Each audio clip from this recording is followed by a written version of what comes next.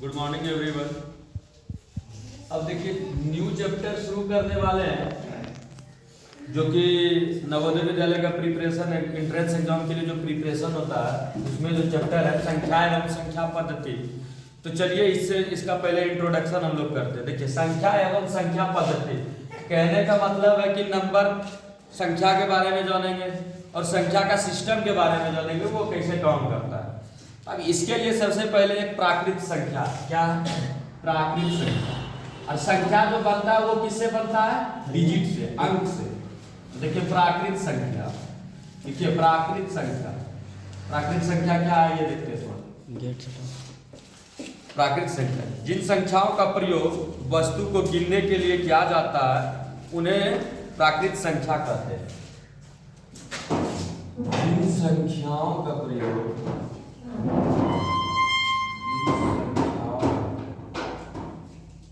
संख्याओं का प्रयोग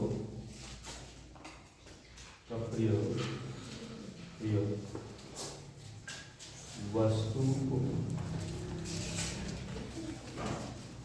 गिनने के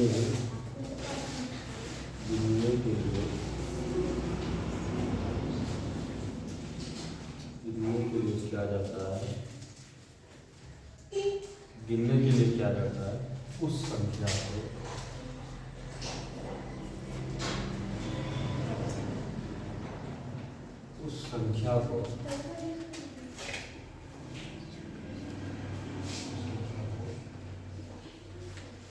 प्राकृत संख्या।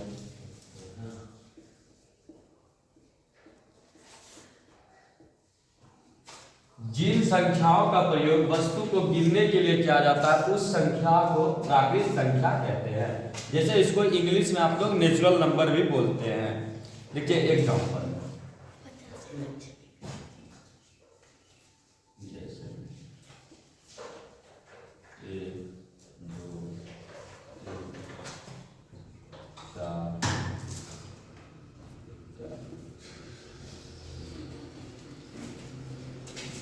दूसरा है आपका पूर्ण संख्या।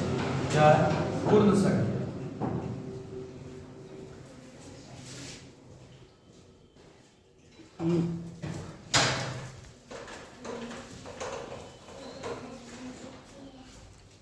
पूर्ण संख्या ऑन। देखिए अब आपका है क्या पूर्ण संख्या, जिसको होल नंबर बोलते हैं।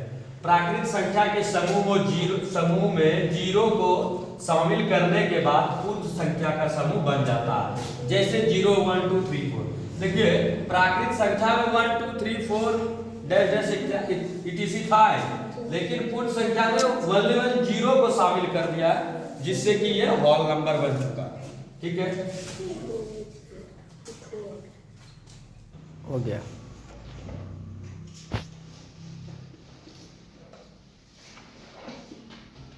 देखिए सम संख्या वे सभी संख्या जो 2 से पूरा कट जाए एवं शेष 0 बच जाता हो उसे सम संख्या कहते हैं। जैसे 2 4 6 8 ये सबको यदि आप 2 से डिवाइड करेंगे तो ये पूरा कट जाएगा और शेष क्या बचेगा, 0 बचेगा। ये क्या हो गया सम संख्या। अब आते हैं विषम संख्या में।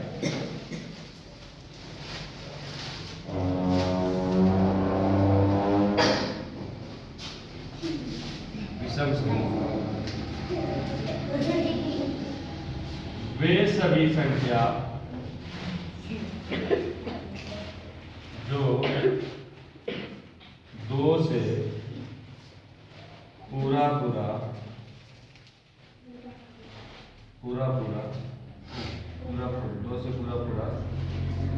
भाग नहीं लग सके एवं से कुछ बच जाता हो, कुछ बच जाता हो उसे विषम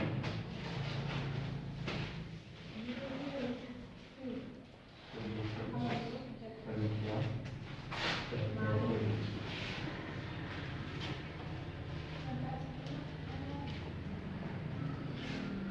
जैसे 1 3 5 7। देखिए वे सभी संख्या जो 2 से पूरा भाग नहीं लग सके एवं शेष कुछ बच जाता हो उसे विषम संख्या कहते हैं। जैसे 3 में पहले भाग दीजिए, छोड़िए 1 को छोड़िए, 3 में भाग दीजिए 2 से, देखिए 1 शेष बचेगा।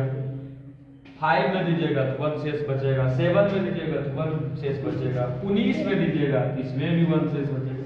तो ऐसे करके शेष बचते रहेगा। तो ये क्या हो गया? विषम संख्या हो गया। यौगिक संख्या, कंपोजिट नंबर, वे सभी प्राकृत संख्या, जो प्राकृत संख्या हम बताए थे वो प्राकृत संख्या तो होंगे जो स्वयं जो खुद नंबर है और एक को छोड़कर किसी दूसरे से जब भाज्य हो, कहने का मतलब भाग लगता, वो यौगिक संख्या है। जैसे देखिए मान लीजिए आप बोलिएगा कि 3 क्यों नहीं है, आप देखिए हम देखते हैं 3 को 1 से तो हम भाग दे ही देंगे और 3 से ही देंगे, इसके अलावा किसी और से इसमें दे पाएंगे क्या? नहीं, तो वो क्या होगा? यौगिक नहीं होगा। अब आते हैं बात लेते हैं आप 4 का।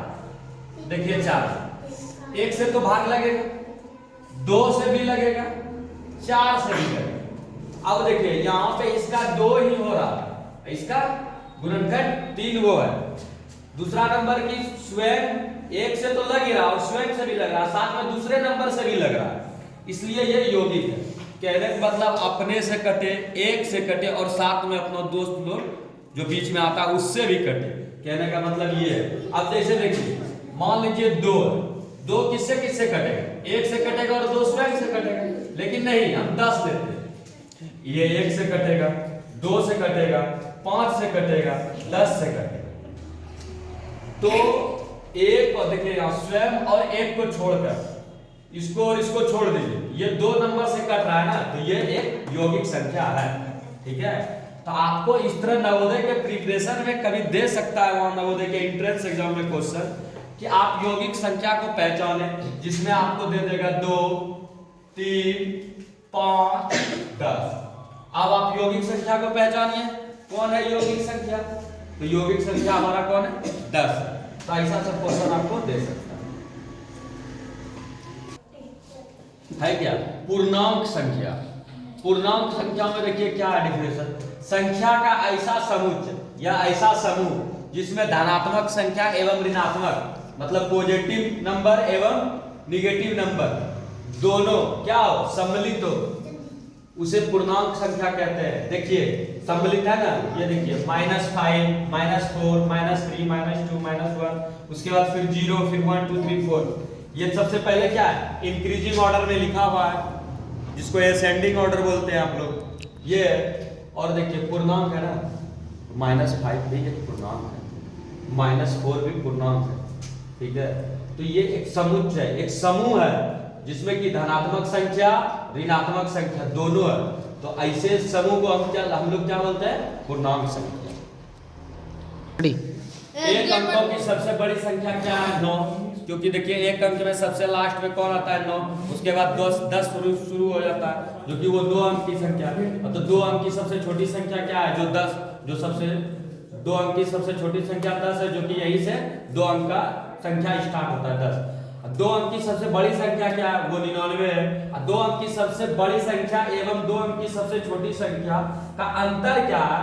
तो 2 अंक की सबसे बड़ी संख्या पहले 99 और 2 अंक की सबसे छोटी संख्या 10, दोनों में माइनस कर दीजिए, कितना आएगा? 89।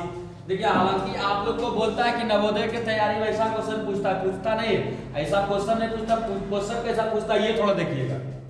अब है एक अंकों की सबसे छोटी भाज्य संख्या क्या है? पहले भाज्य कहते हैं किसको, ये समझ लीजिए।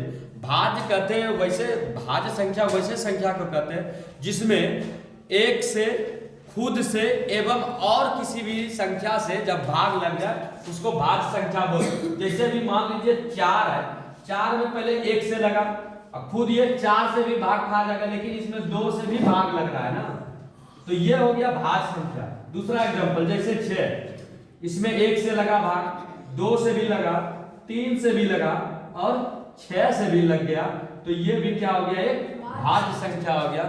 और भाज्य है तो अभाज्य भी होगा। अभाज्य जैसे है 5, ये 1 से लगेगा, खुद 5 से ही लगेगा। 3 है, 1 से लगेगा, खुद से ही लगेगा और किसी दूसरे से नहीं लगेगा। तो ऐसे संख्या भाज्य और अभाज्य है जो हम आपको बताएं। अब देखिए दूसरा बोलता है 6 के प्रथम 5 गुणजों का योग क्या होगा। तो 6 के प्रथम 5 गुणज कहने का मतलब 6, 12, 18, 24, 30, ठीक है। ये 5 गुणज, ये पांचों गुणज का योग कहने का मतलब जोड़। तो इस सबको जोड़िएगा तो कितना आएगा 90, 90। और एक अंक की सबसे बड़ी भाज्य संख्या जो है, तो देखिए एक में तो खुद 1 से ही लगेगा, 2 1 और 2 से, 3 1 और 3 से, लेकिन 4 एक ऐसी संख्या जिसमें 1 2 और 4 से लगेगा और ये सबसे छोटी भाज्य संख्या है। धन्यवाद। आज